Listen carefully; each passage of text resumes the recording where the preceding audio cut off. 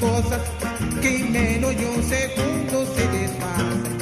O mundo é mesmo assim, cheio de ilusão, de convencer meu coração. Uma surpresa extremamente agradável com a presença de vocês. Eu, para ser muito sincero, a gente tem feito essas promoções no sentido muito mais da resistência, né? E tratar de uma questão tão aparentemente complicada, que é o capital, né? Discutir crise, né? Para mim está sendo uma surpresa a presença de vocês. Sejam bem-vindos. Espero que nós, nesse seminário aqui, tenhamos uma produtividade, uma produção muito boa, né? E a gente estava conversando com o professor Goiás, que é parceiro aqui da divisão, que é o ator principal, o professor Goiás, é economista, já trabalhou com essa matéria, com esse estudo já várias vezes. Eu vou estar aqui um pouco como coadjuvante e mais na organização.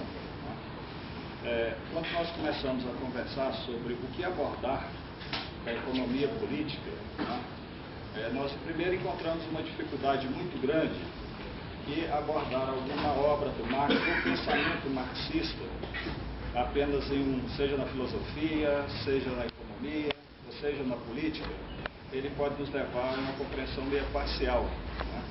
Porque vocês vão observar, ele vai estar tratando principalmente de economia política, porém não exclusivamente, né? Depois eu vou abordar isso com vocês. Tendo em vista que o pensamento marxista é um pensamento que aborda o conhecimento como uma totalidade, como um conjunto.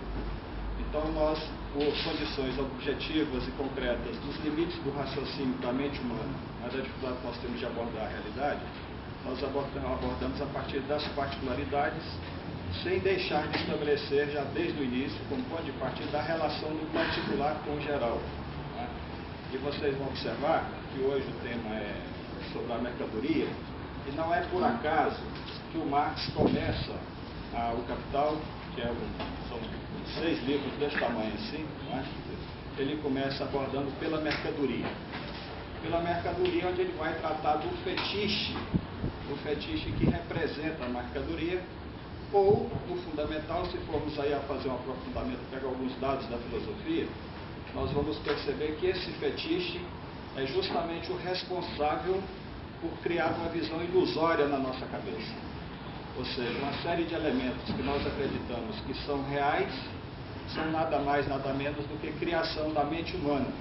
E como criação da mente humana, ele se transforma em algo real, né? Não é algo real material no sentido da física, né? E a mercadoria joga muito esse papel. Então nós vivemos, de uma certa forma, num mundo ilusório. Vamos abordar alguns capítulos de O Capital. Claro que um curso ou uma leitura do Capital seria muito extensa, muito grande, né? Muito tempo, mas nós vamos procurar extrair o máximo possível do Capital para poder discutir a crise econômica atual, né?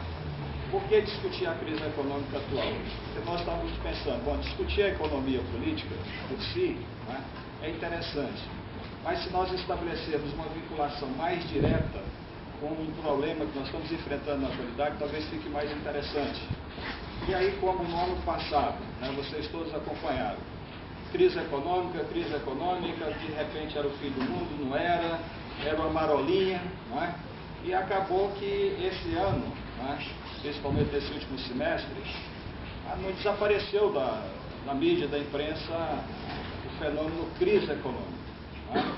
Então, os Estados Unidos investiu não sei quantos bilhões de dólares, a União Europeia investiu quantos bilhões de dólares, o Brasil também investiu, reduziu impostos, tentou recuperar e incentivar o mercado. Então essa crise se transformou numa marolinha. E quando nós vamos observar o desenvolvimento da economia, né, nós vamos percebendo que há uma série de elementos que estão implícitos, que vão se associando, né, e que nos chama a atenção para procurar um pouco, observar com mais atenção essa crise.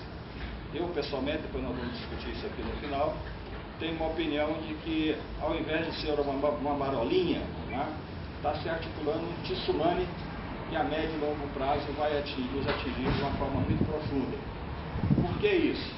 Porque não se trata apenas de uma crise econômica financeira, no fundamental, é uma crise civilizacional, ou seja, é uma crise de civilização conforme foi organizada e até como nós chegamos, porque vai provocando uma série de outros elementos de crise que vai transformando cada vez essa crise em algo muito profundo, não é?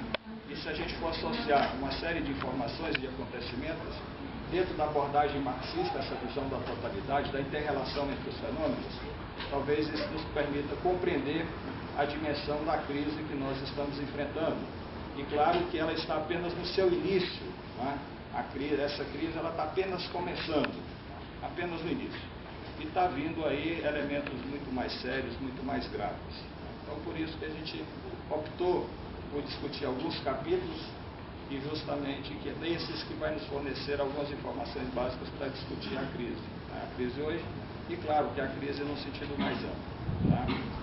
Ao falar de Marx, e claro que ao falar de Marx tem que se falar de Engels, tá? Diria que a história não leva muito em consideração ou dá tanta importância ao Engels.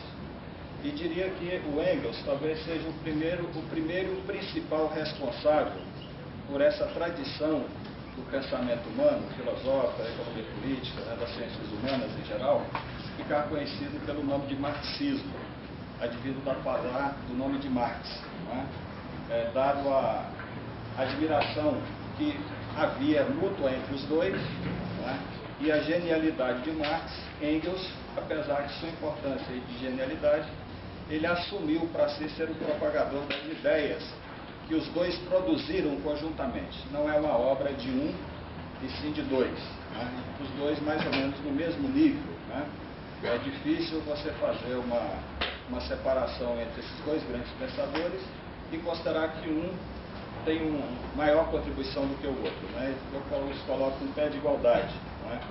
E Engels, que viveu um pouco mais do que o Marx, né, foi o grande responsável por que essa tradição ficasse conhecida como marxismo. Né? Ele se colocou como um colaborador. Né? Tanto essa obra, O Capital, que são 3 volumes grandes, né? Marx, em vida, publicou apenas o primeiro, e os 2 outros foi publicado pelo Engels, que pegou todas as anotações que Marx tinha deixado, sistematizou e publicou posteriormente. Né? Então nós entendemos que não só no debate, não é, que os dois travaram conjuntamente, todas as discussões que faziam, que contribuiu com Marx para escrever O Capital. Não é? Entendo que ele mesmo saindo com o nome de Marx, é uma obra dos 2 autores, Marx e Engels. Então sempre que eu estiver falando aqui sobre Marx, também entendam Engels, tá? Dado que há a impossibilidade de uma dissociação entre os dois.